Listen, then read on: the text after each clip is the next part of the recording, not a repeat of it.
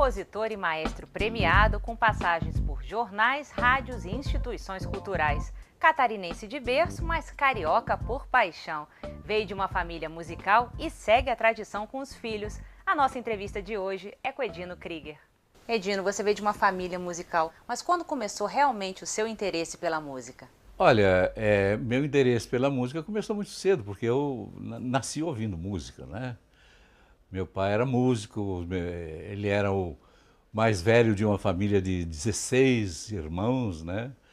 E ensinou a vários irmãos a tocar vários instrumentos. Ele mesmo tocava vários instrumentos, tocava violino, clarineta, saxofone, bandoneon, que ele aprendeu quando tinha 10 anos de idade, né? E também acordeon, né? O acordeon foi um dos últimos instrumentos dele.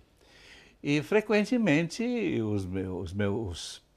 meu pai e meus tios, né, se reuniam e faziam música em família, enfim, né? Quer dizer, então eu nasci e me criei ouvindo a família tocando, né? Os sons. Possivelmente já deve ter ouvido até no período pré-natal, né? E qual foi seu primeiro instrumento? Foi violino. Na verdade, eu tive assim uma experiência trágica com violino, né? Porque eu tinha mais ou menos uns 4 anos de idade, né? Quando meu pai me deu de presente um violino. Ele verificou que eu tinha um certo interesse pela música, etc. e tal, e ele quis incentivar isso, né? Então ele me deu um pequeno violino, mas um violino de autor. Não era um violino de plástico, entendeu? Esse que a gente dá para a criança destruir, né? Não, era um violino mesmo, né? Com a caixa bonita, com arco, etc. e tal. Me deu de presente o violino, né? Possivelmente num dia de aniversário meu, que tinha fazer 4 anos, coisa assim. E ele foi trabalhar, me deixou com o violino lá. E eu peguei aquele violino e eu achei que ele estava muito sujo, porque ele estava esbranquiçado, sabe, no tampo, né? Porque meu pai tinha passado resina no arco, né? E naturalmente tinha afinado o violino, as cordas e tal. E ficou aquele depósitozinho, aquele pozinho branco que a resina desprende, né, do arco, né? E eu achei que aquilo estava muito sujo. Peguei o violino, botei dentro de um tanque de lava-roupa da minha mãe, né? E esfreguei bem com uma escova de esfregar, enfim, a roupa. E lavei bem o violino e pendurei num pessegueiro, né, para secar, né? Quando meu pai chegou de noite, ele disse, então, e o violino? Eu disse, pai, estava muito sujo. E eu lavei o violino. Disse, como assim? Lavei, eu pendurei lá. Foi lá no pessegueiro, só estava o pescoço do violino, assim, pendurado na corda, né? E uma porção de canoas, assim, embaixo, porque tinha, evidentemente, descolado o violino todo, entortado com o sol. Enfim, foi meu primeiro contato com o violino foi esse. Mas depois, mais tarde, quer dizer, eu já tinha 7 anos, estava morando em outra cidade, em Rio do Sul, no Alto da Serra, e eu sempre gostava muito de pegar os instrumentos, quer dizer, a casa vivia cheia de instrumentos, né? E pegava um violão e tal, e peguei o violino do meu pai, comecei atirei o pau no gato, coisa assim. Disse, não, eu vou te ensinar direito e tal. Aí ele realmente comprou um pequeno violino, e eu comecei realmente a aprender violino com meu pai.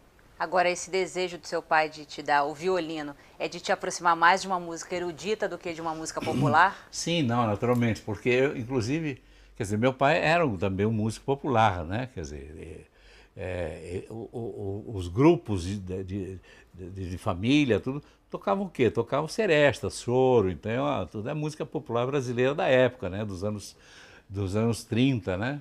E quando eu pegava o violão, né, ele me dizia assim, olha, não, violão não, sabe? Porque o violão é um instrumento mais, sabe, para a gente se divertir e fazer seresta e tal, entendeu? Mas tu tens que aprender um instrumento sério, fazer uma música séria, que é o violino. Então ele insistia muito. E o violão, sempre que eu pegava o violão, ele dizia assim, não, deixa o violão para lá, o violão é um instrumento. Havia na verdade, esse preconceito dos próprios músicos populares da época, né? Que o violão era só para diversão, né? E assim eu comecei a estudar violino com ele para ser um violinista de música séria, música clássica, né, claro. E como é que foi a chegada ao Rio de Janeiro? A minha chegada no Rio também foi meia tumultuada, porque eu dos 8, 10 até os 14 anos, eu fazia concertos na minha cidade, né? Porque eu consegui chegar a tocar razoavelmente bem violino, né? Mesmo assim com essa pouca idade. Então eu tocava um repertório assim bastante interessante, tocava Moto Perpétuo Paganini, tocava Rondó de Mozart, tocava música de Dvorak, tocava uma fantasia do Guarani de Carlos Gomes, enfim, fazia bastante sucesso, né? E eu fiz um concerto beneficente em Florianópolis, no Teatro Álvaro de Carvalho, com uma pianista de Itajaí, né, que estudava no Conservatório Brasileiro de Música aqui no Rio. E o então governador de Santa Catarina, que era na época era Nereu Ramos, né, esteve lá com a mulher dele, que era, digamos assim, a primeira dama e que promovia aquele concerto beneficente e tal. E depois do concerto foi me visitar na coxia, né, no camarim, e me disse assim: você não gostaria de ir estudar no Rio de Janeiro? Eu disse: ah, sim, claro, governador. Se ele então me procura amanhã no Palácio, né, eu vou lhe dar uma bolsa de estudos. E realmente, no dia seguinte, eu fui com meu pai ao Palácio e ele me deu uma bolsa de estudos para estudar no Conservatório Brasileiro de Música do Rio de Janeiro. Eu fiz 15 anos no dia que cheguei aqui no Rio de Janeiro, né, em 1943, e aí fui me apresentar, fazer um teste no Conservatório Brasileiro de Música, né? E o professor de violino que me ouviu era um professor bem das antigas, bem, sabe, bem acadêmico, bem tradicional e tal. E aí ele disse: faça uma escala de sol maior em 5 oitavas. Aí, muito bem, eu sabia o que era uma escala, sabia o que era sol maior. Comecei a fazer a escala e tal. Quando cheguei no meio, ele disse assim: mudou de posição com o dedo errado. Pode recomeçar. E aí comecei a ficar nervoso. Faça um arpejo de não sei o que e tal. Aí eu tentei fazer. Ele disse: olha, você não sabe fazer uma escala direito, nem um arpejo direito, então vai começar no primeiro ano. Aí meu pai ficou vermelho, né? Disse: mas professor, o senhor não quer que ele toque o Moto Perpétuo de Paganini? Ele disse: não me interessa ele tocar o Moto Perpétuo de Paganini. Eu quero saber se ele não sabe fazer uma escala direito, com o dedilhado certo. Então, se ele não sabe, ele vai para o primeiro ano. Aí meu pai disse assim: professor, eu trouxe meu filho aqui para aprender mais do que ele já sabe. E não para voltar a aprender, entende? O que o iniciante começa a aprender. Então, desculpe, mas eu vou levá-lo de volta para o meu estado, entende? Porque lá ele certamente vai poder progredir, porque aqui, para andar para trás, ele não fica no Rio de Janeiro. Ficou furioso. E o diretor do conservatório, Lourenço Fernandes, né, que era o grande compositor, que era o fundador do conservatório, ficou sabendo da história e me chamou com meu pai, né? Disse: olha, eu soube que houve um desentendimento e tal, mas olha, vamos fazer o seguinte: não, o rapaz não vai precisar voltar. Vamos combinar o seguinte: ele fica aqui um ano inteiro e vai estudar tudo aquilo que ele não estudou, da parte técnica, etc. No fim do ano, a gente faz uma nova prova e aí faz uma prova realmente de classificação. Tá bem assim? Disse meu pai: então assim, nesse tempo tá certo. Então ele vai ficar, enfim, durante um ano e fazer uma prova. Realmente, no final do ano eu fiz a prova, aí fui classificado no 4º, 5º ano, sei lá, entende? Quer dizer, essa foi a minha entrada no Rio de Janeiro. E quando o senhor decidiu compor? Quando eu tocava, quer dizer, fazia concertos na minha cidade, etc., né? Muitas vezes passavam lá por lá artistas daqui do Rio, de São Paulo, enfim, fazendo concertos, né, na cidade. E sempre meu pai, depois do concerto dos artistas, me levava e me apresentava, isso aqui é meu filho, tal, que violinista, já estava aprendendo violino, assim, muito prazer e tal. Um desses artistas que passaram por lá foi o professor Kollreuter, que era um flautista alemão, que tinha chegado há alguns anos da Europa, fugido do nazismo, etc. Estava no Rio de Janeiro, e ele era um bom flautista, era flautista da USB, e passou por lá fazendo um recital de flauta e harpa. E depois do concerto, meu pai me apresentou a ele. Quando eu cheguei no Conservatório de Música do Rio, de repente eu vi um anúncio na parede, um cartazete na parede, né? Curso livre de composição, professor H.J. Kollreuter. Ele disse, esse é o professor que eu conheci lá na minha cidade. E de repente, por acaso, encontrei com ele no corredor. Aí me apresentei e disse, professor, olha, eu lhe conheci lá na minha cidade e tal. Sim, sim, sim. Pois é, eu estou vendo aqui esse seu cartaz aqui do seu curso livre de composição. Sim, eu tenho um curso de composição. Aí eu não sei por quê, entende? De repente eu disse, eu gostaria de me inscrever no seu curso. Eu nunca tinha pensado em fazer composição, né? Mas aí, enfim, foi uma coisa assim, uma intuição de momento, né? Ou uma falta de assunto, sei lá, o que eu vou conversar com ele. Eu gostaria de me inscrever no seu curso. Ele disse, pois não, então olha, você já fez alguma composição? Aí eu tomei um susto, pensei, se eu disser para ele que eu nunca fiz nada, ele vai me dizer, então vai fazer, daqui a 3 anos me parece e tal. Aí eu disse, sim, já fiz alguma. Então ele disse assim, então amanhã, às tantas horas, você vai na sala tal, e me procura e traz o que você já fez. Aí eu quase morri, né? Porque o que eu ia fazer? Passei a noite inteira escrevendo, rabiscando qualquer coisa, né?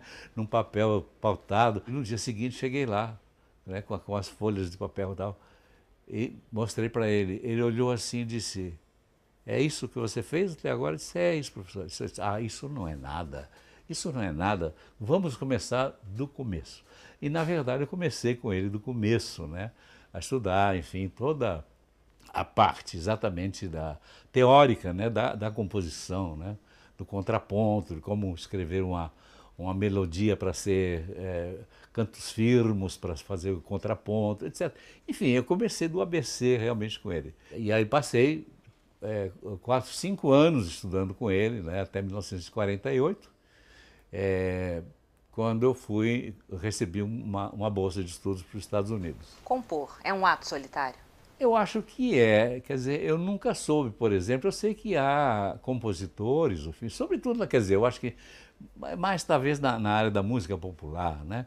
Em que as pessoas se reúnem e cantarolam junto, e tem um processo de criação mais ou menos coletivo, né? Às vezes tem 2 ou 3, né? Que um faz a letra, outro inventa uma melodia, outro faz a segunda parte, etc.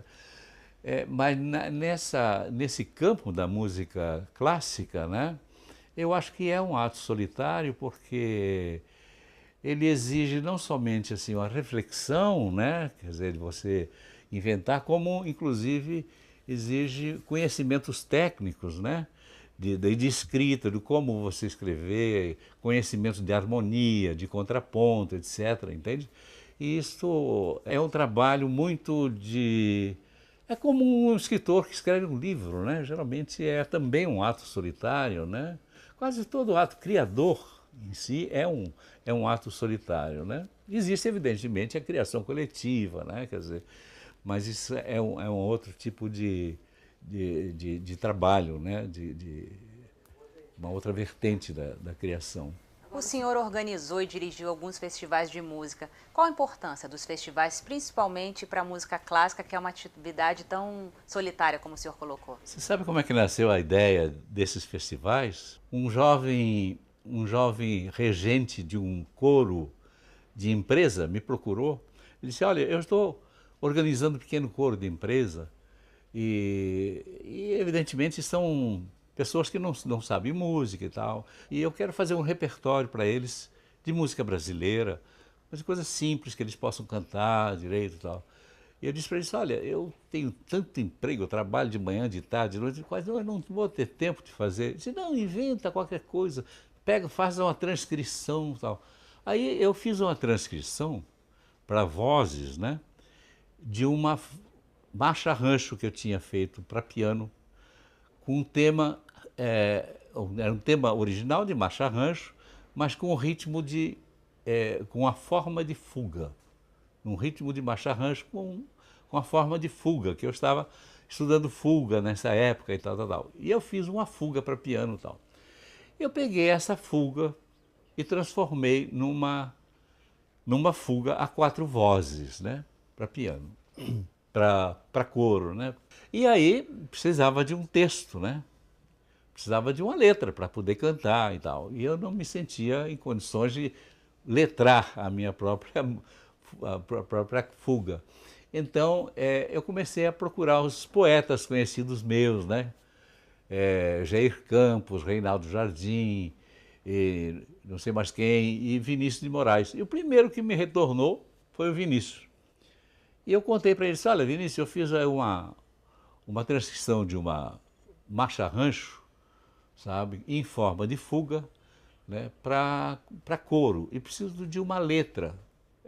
Ele disse, olha, me faz uma gravação monstro aí, uma demo, em fita cassete na época, né, e me traz aqui. Aí eu levei a fita cassete para ele, a gente tocou lá na casa dele, ele morava ainda ali no Jardim Botânico, né, ele ouviu assim, eu disse, então, o que você acha? Dá pé? Ele disse, dá pé.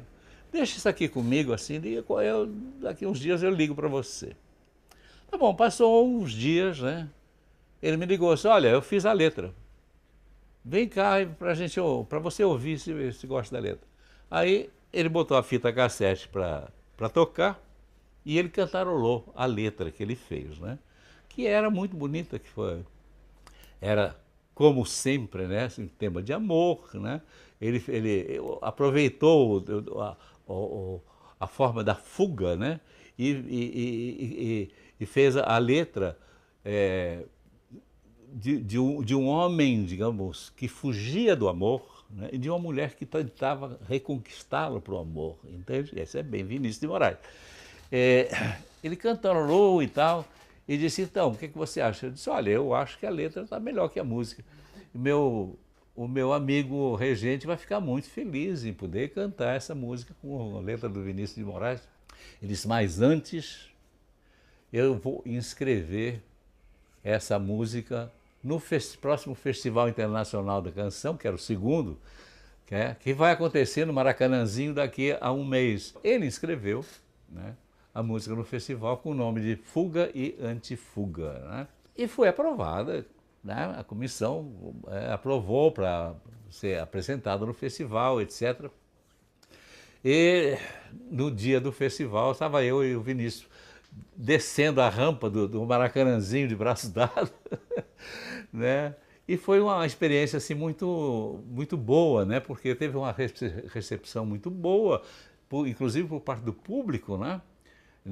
Ela passou depois para a fase final, né? E tinha faixas, inclusive, né? Lá na plateia, fuga e antifuga. Eu disse, olha, nossa, eu estou me sentindo aqui um popstar aqui, de repente, né?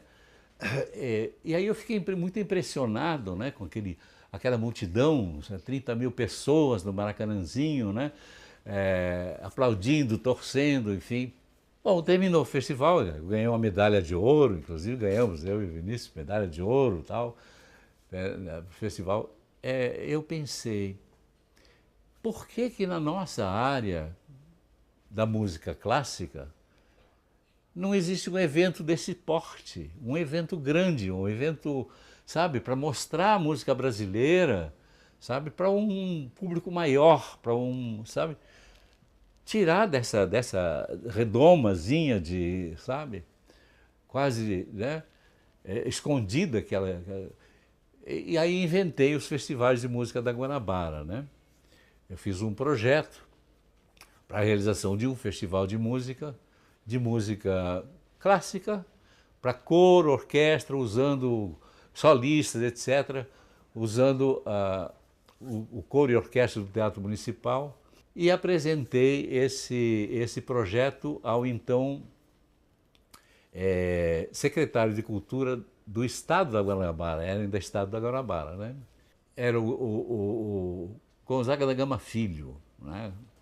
O Gonzaga da Gama Filho olhou o projeto e disse, é isso que nós estamos precisando de uma ideia nova, sabe? Chamou o doutor Orlando e disse, doutor Orlando, telefona para o Teatro Municipal e avisa que este festival vai abrir a temporada do próximo ano, que era 1969, né? Vai abrir a temporada, marca a data com ele, maio de 69, a temporada do Teatro Municipal abre com o primeiro Festival de Música da Guanabara. Aí o doutor Orlando disse para ele assim, mas secretário, esses cursos não estão no orçamento, na proposta orçamentária para o ano que vem. Nós não vamos ter dinheiro para fazer isso. Ele disse, doutor Orlando, vire-se. Esse festival vai acontecer em maio do ano que vem, no Teatro Municipal do Rio de Janeiro. E aconteceu, sabe? E foi um grande sucesso, porque pela primeira vez se reuniam 14 obras de compositores brasileiros em primeiríssima audição, né, escritas especialmente para o festival. Um festival que tinha prêmios que nunca tinham sido dados à música brasileira, música clássica, né, que correspondiam hoje, talvez, a alguma coisa como $50 mil, entende, para um primeiro lugar, $20 mil para o segundo, e assim por diante. Eram prêmios muito elevados, sabe? Inclusive eu convidei um júri internacional, né? Penderecki, o famoso compositor polonês, veio pela primeira vez à América do Sul a convite meu para participar do júri desse festival, desse primeiro festival. Eu tinha previsto, né, que esse festival se repetisse de 2 em 2 anos, né? Ser um festival bienal, para dar tempo, né, de organizar, enfim, quer dizer, e difundir, inclusive. Ele disse, olha, não, os 3 primeiros festivais têm que ser anuais, porque no Brasil, se você faz um evento, entende, dessa importância, e no ano seguinte você não faz, se esquece, entende? Então nós não podemos correr esse risco de que esses festivais sejam esquecidos. E foi feito, né? O segundo festival, que aí já no Teatro Municipal, na Sala Cecília Meirelles, etc. O terceiro festival não aconteceu porque o Gaminha teve a má ideia de morrer. Ele sofreu um acidente, enfim, pisou num fio elétrico numa noite de tempestade, entende? E foi eletrocutado, infelizmente. E aí o sucessor dele, entende? Não se interessou por dar continuidade aos festivais, né? E o projeto de continuidade dos festivais, transformados em bienais, ficou na gaveta do Ministério da Educação, na época, né? Durante muito tempo, até que em 1975, a então diretora da Sala Cecília Meirelles, a Miriam Dauersberg, né, encontrou esse projeto lá perdido numa gaveta do Ministério da Educação. Aí me telefonou e disse, olha, eu encontrei um projeto seu aqui, que é um projeto das Bienais de Música Brasileira Contemporânea. Eu disse, sim, eu fiz esse projeto para dar continuidade aos festivais da Guanabara. Ela disse, pois você se importaria se eu tentasse realizar esse projeto na Sala Cecília Meirelles? Eu disse, não, pelo contrário. Aí realizamos na Sala Cecília Meirelles, em 75, a primeira Bienal de Música Brasileira Contemporânea. Como o senhor caracteriza a música contemporânea?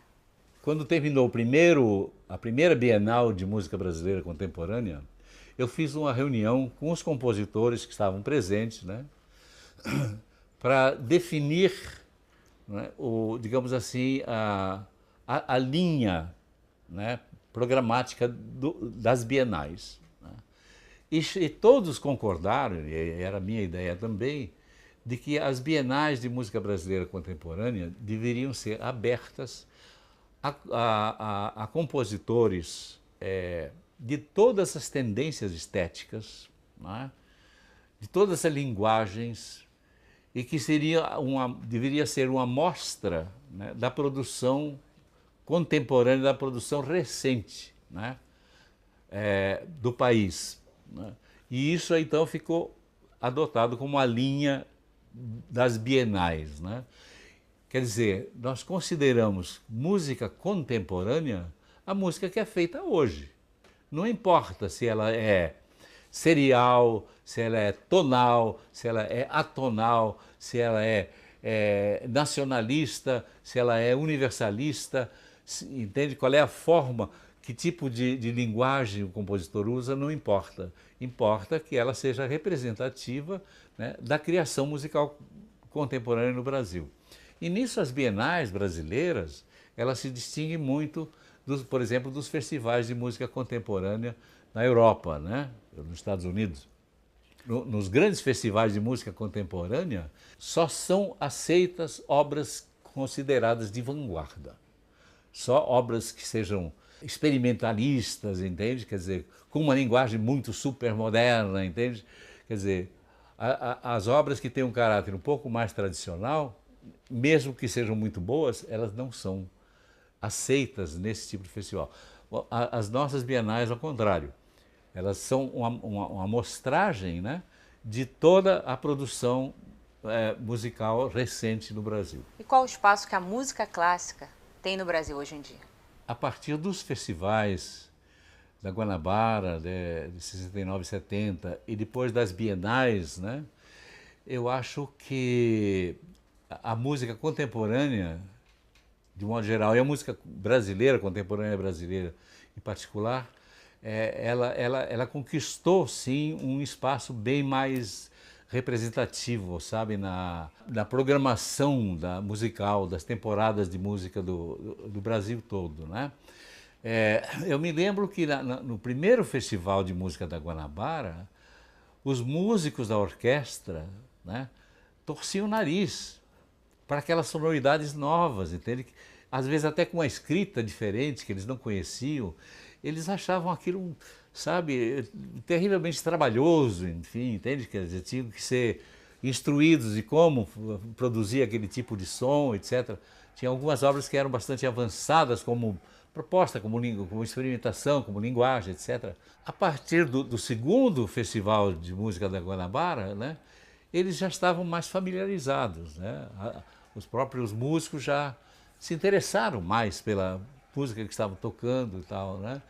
E depois, quando terminou, nos anos seguintes, eles começavam a me perguntar, e quando vai ter o terceiro festival? E por que não continua, né?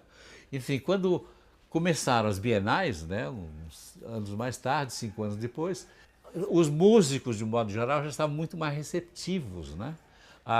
As linguagens novas da música contemporânea, enfim, entendeu?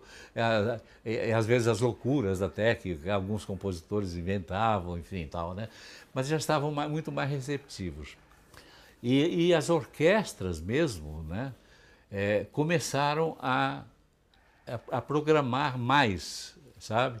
Música contemporânea e música brasileira de um modo geral, né? Então hoje a música contemporânea, a música brasileira contemporânea, ela faz parte da programação, né, das temporadas de qualquer orquestra. Os músicos, os conjuntos, os intérpretes, os solistas, eles solicitam aos compositores, né, que escrevam músicas especiais para eles, entende? Quer dizer, criou realmente, digamos assim, um interesse, despertou um interesse muito, muito maior, né, nos intérpretes, né, porque naturalmente a música depende dos intérpretes, né?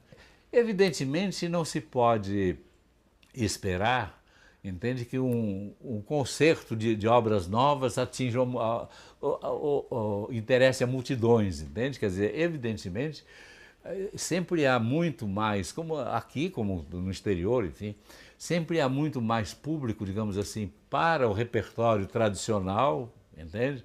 Para ouvir mais uma vez as 9 sinfonias de Beethoven, etc. e tal, enfim, que são maravilhosas, enfim, né? do que, digamos assim, ter o trabalho de ouvir uma peça nova que te obriga a abrir os seus ouvidos, né? E a se libertar de certos preconceitos que são muito comuns, né? O ouvido é o órgão mais preguiçoso que a gente tem, né?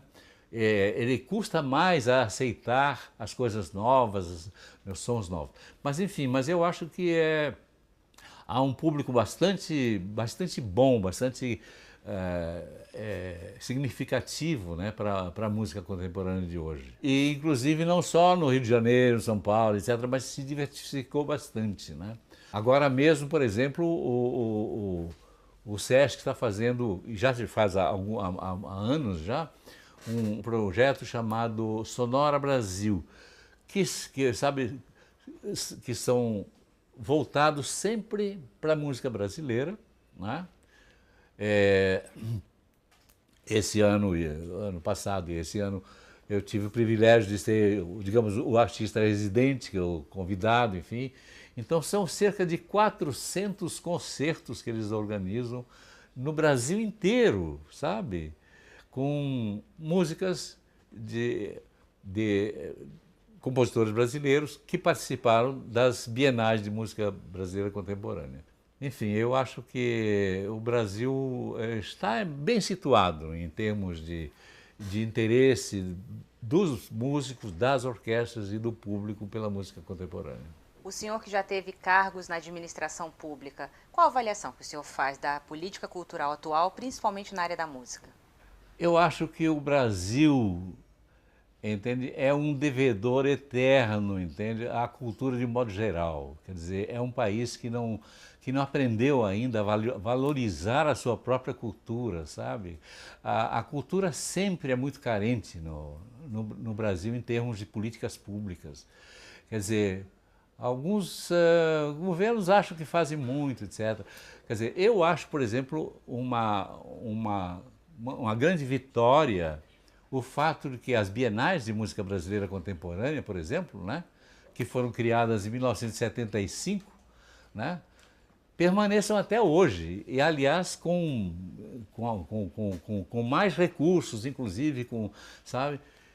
Isso é uma coisa excepcional na política cultural brasileira. Uma política de continuidade, né? 40 anos, né? 40 São mais de anos. 40. Exatamente. É uma exceção, né?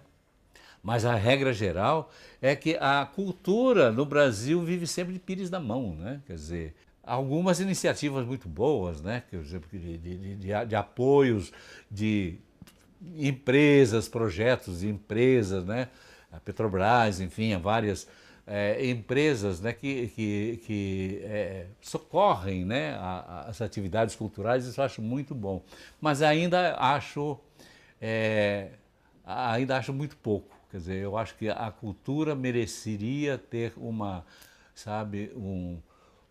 valorização maior, entende, por parte das políticas públicas no Brasil. Mas o senhor acha que é uma questão do orçamento da cultura ou de projetos? Não, mais orçamento para a cultura. Eu acho que a cultura é sempre muito pobre em matéria de orçamento, né? O próprio Ministério da Cultura eu acho que é o mais pobre de todos, né? A sua coluna no Jornal do Brasil marcou época.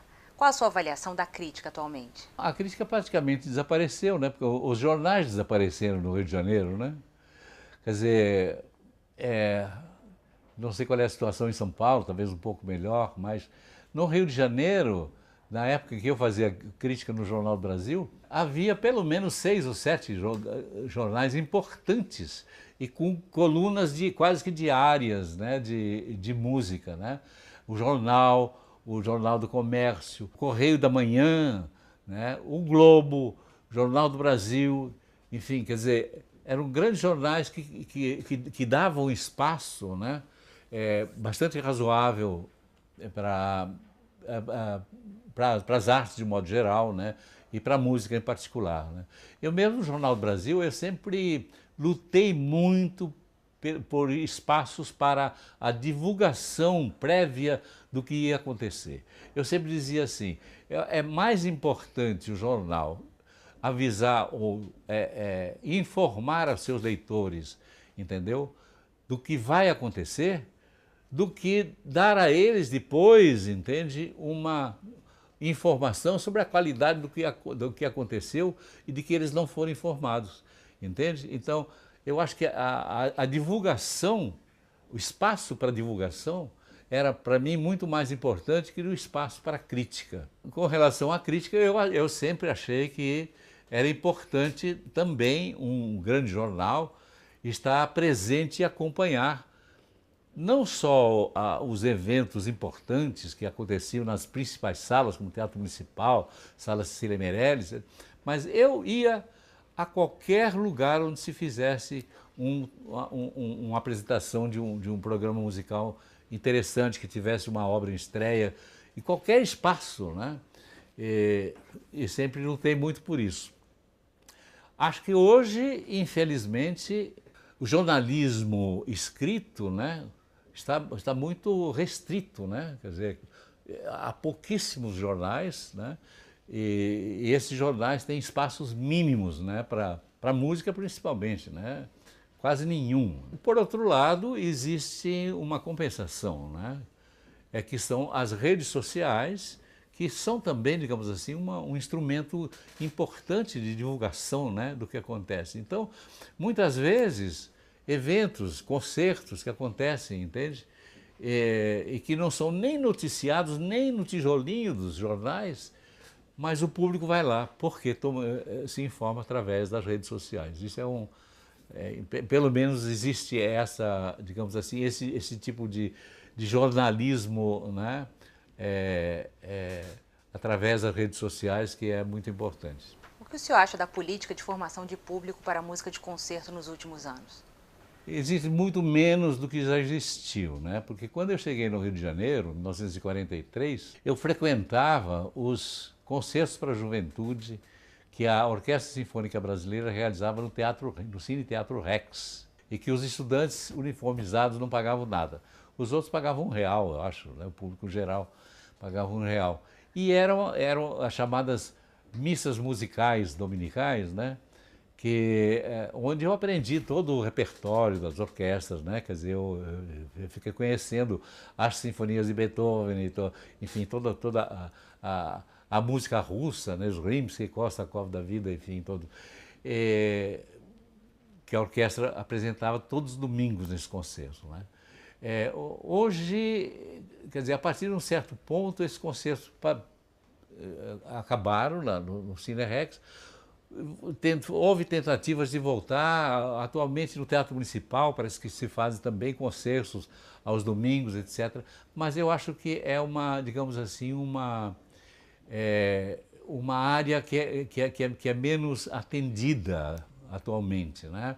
Eu acho que mais do que, digamos assim, fazer concertos para a formação de plateias, deveria dar mais atenção a um projeto que foi votado no Senado e que tornou obrigatória a música, a participação da música no currículo escolar, que não pegou até hoje, porque a execução desse projeto ficou a cargo das prefeituras. E os prefeitos não se interessam por isso, entende? Então, isso não aconteceu. Isso seria mais importante, que se pudesse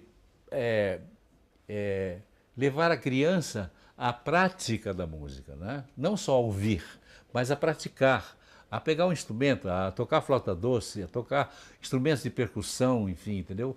Quer dizer, o fazer musical é o que realmente forma o público do futuro. A Venezuela, por exemplo, tem uma experiência fantástica com as orquestras jovens. O senhor acha que o Brasil poderia se espelhar nessa experiência? Na Venezuela houve um regente de orquestra, né? Que começou esse projeto, e esse projeto ele foi incorporado, né, digamos, a política governamental na área da música. Então ninguém se elege na Venezuela se não mostrar que apoia esse projeto das orquestras, né? Que eu estive lá e inclusive escrevi no Jornal do Brasil uma página inteira sobre isso. É um projeto fantástico, né? Que é um projeto multiplicador e que forma não somente músicos, né? Inclusive um dos regentes jovens agora de maior sucesso, que é o regente jovem que é egresso desse projeto, que é o Gustavo Dudamel, né? Mas ele também garante exatamente, entende? Quer dizer, envolve toda a sociedade, todo o público, né? Os pais dos jovens, etc. E isso representa um público novo para os concertos, né, das orquestras. Um projeto desse seria fácil de ser implantado no Brasil, né? Algumas iniciativas isoladas, né? Por exemplo, a iniciativa do projeto do Aço Clássico, né? Aqui de Volta Redonda, aqui no estado do Rio, que é um projeto dessa linha, entende? Mas é uma coisa só local, né? Isso teria que ser realmente multiplicado, teria que ter essa estrutura que tem, entende? Porque lá é uma estrutura federal. É o Ministério da Cultura da Venezuela que dá apoio a esse projeto, entende? Então, disseminou para o projeto pelo Brasil inteiro. No Recife há também um projeto muito bom e que forma jovens também de instrumentos de cordas, etc., e que fazem concertos. Eu assisti um concerto deles, era um negócio impressionante, né? Quer dizer, em São Paulo também há um projeto desse. Em São Paulo há mais do que um. Mas não há, digamos assim, uma estrutura nacional para esse projeto, entende? São projetos isolados que são muito bons, mas eles podiam ser, digamos assim, desenvolvidos em escala nacional, em todos os lugares, né? Como o senhor bem colocou, não existe um estímulo à produção musical e à formação de plateia. E a renovação musical fica dependendo de uma atitude quase que pessoal do músico. O senhor sempre foi um grande batalhador pelas condições de trabalho dos músicos. Como esse profissional da música pode ser mais valorizado?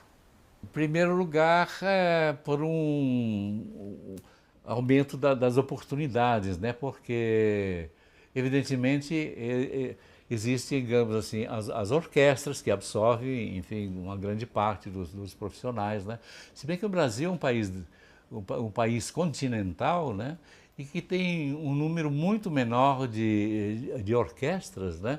Do que pequenos países da Europa, onde às vezes cidades de 30, 40 mil habitantes têm uma senhora orquestra sinfônica, entende? No Brasil são ainda muito pouco numerosas as orquestras que têm que ser mantidas pelo poder público. A Orquestra Sinfônica Brasileira é uma orquestra particular que se mantém, tudo bem, mas isso é um exemplo isolado, né? Deveria haver pelo menos uma orquestra sinfônica em cada capital brasileira, né? Isso não acontece. Mas, enfim, eu acho que é uma questão é um programa de governo, um programa de Estado também, né? Quer dizer, valorizar muito mais essa área que é vista como, ainda é muito vista como, digamos assim, uma diversão para, sabe, pessoas né? De alta cultura, etc. Não é, entende? A música, o contato com a música, entendeu? É importante não só para quem, digamos assim, aprecia Beethoven, etc., mas para a formação, entende? Pessoal, espiritual da pessoa humana. O contato com a música está provado, isso já desde os gregos antigos, né? que é fundamental, que é importante, né? Como foi a experiência de compor para o cinema? O professor Kohlreuter, ele costumava dizer o seguinte para os alunos, entende?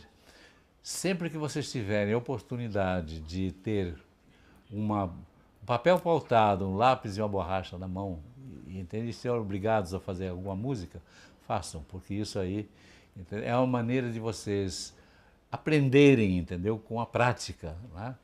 Então, não recusem nada, né? E ele estimulava que a gente participasse de tudo quanto é concurso de composição, enfim. A gente não ganhava prêmio nenhum, mas isso não interessava. O importante é você trabalhar, ter o papel de música, lápis e fazer as suas bolinhas. Então, frequentemente eu fui convidado, né, a fazer trilhas sonoras para cigarros, e inclusive para cinema, né? Eu fiz, por exemplo, a primeira experiência foi exatamente um filme que o Kohreuter foi convidado a fazer, a trilha, né?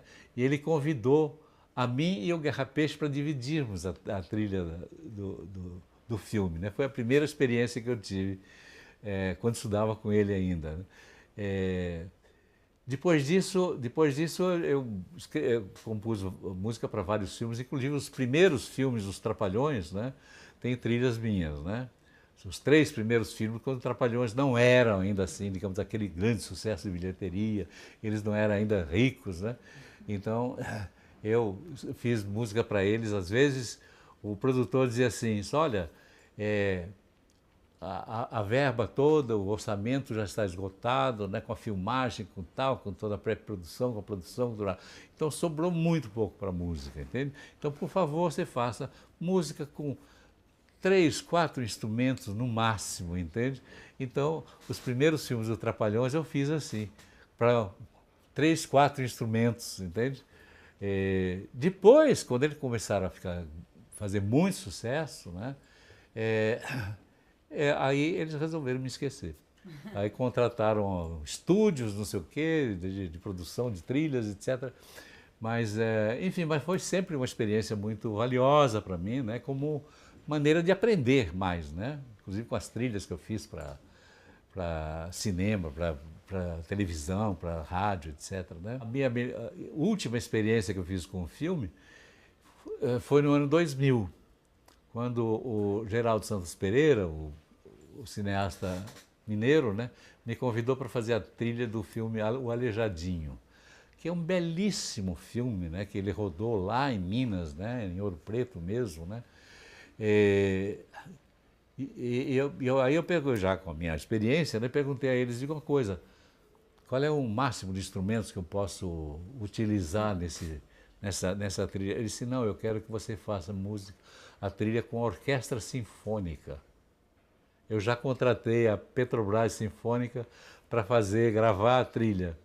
Então, quer dizer, foi, digamos assim, o auge da minha carreira foi poder fazer uma trilha para uma orquestra sinfônica, que aliás, é um filme que eu recomendo porque é muito bonito esse filme, Aleijadinho, do Geraldo Pereira dos Santos. Os seus filhos também seguiram pela música. Não vou nem perguntar se o senhor os influenciou, mas como o senhor vê isso? Eu não vou dizer que eu estimulei, não, sabe? Porque eu sempre me lembro de uma história de uma mãe que levou um filho para estudar violoncelo com o então grande violoncelista e professor Iberê Gomes Grosso, que eu conheci bem e tal, tocou até músicas minhas, etc.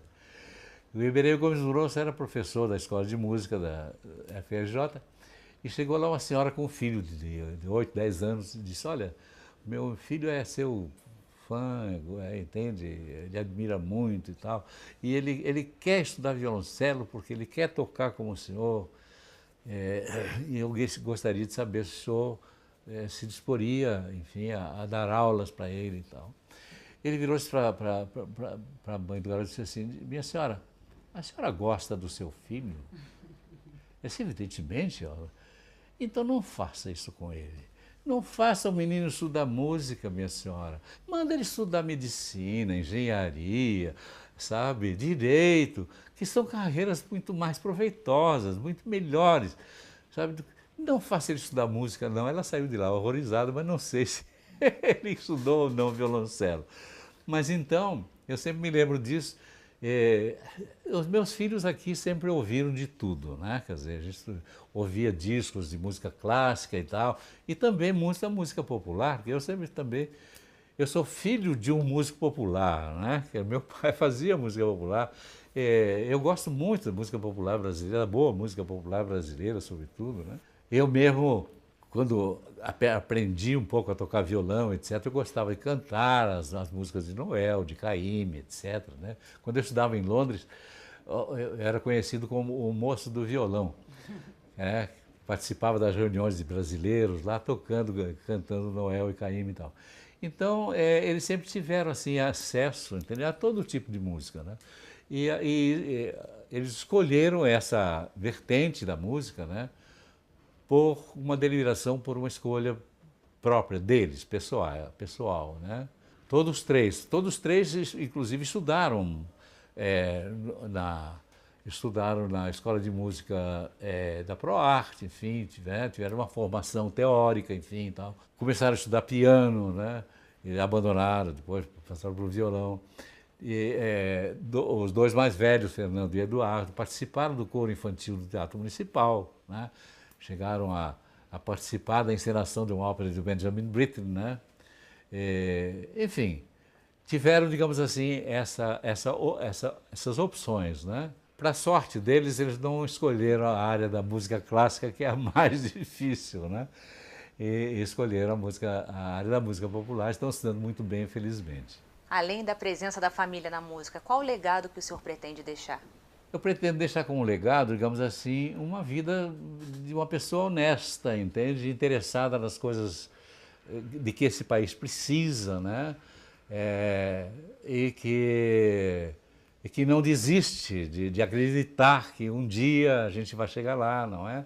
Enfim, é esse o único legado que eu posso deixar, porque o resto é de uma pobreza total. E as suas composições, né? O senhor Sim, continua compondo? Não, infelizmente não, porque eu estou com um problema de vista, né? Isso aí, evidentemente, é o tributo que eu tenho que pagar à minha pouca idade, né? Meus 86 anos. Enfim, alguma coisa você tem que pagar, né? E para mim o preço foi não estar vendo direito os seus olhos, né? Eu tenho que olhar para cima para ver que você tem os olhos bonitos. Tá bom, olha, Dino, foi um prazer Prazer entrevistá-lo, uma meu, honra. muito obrigado.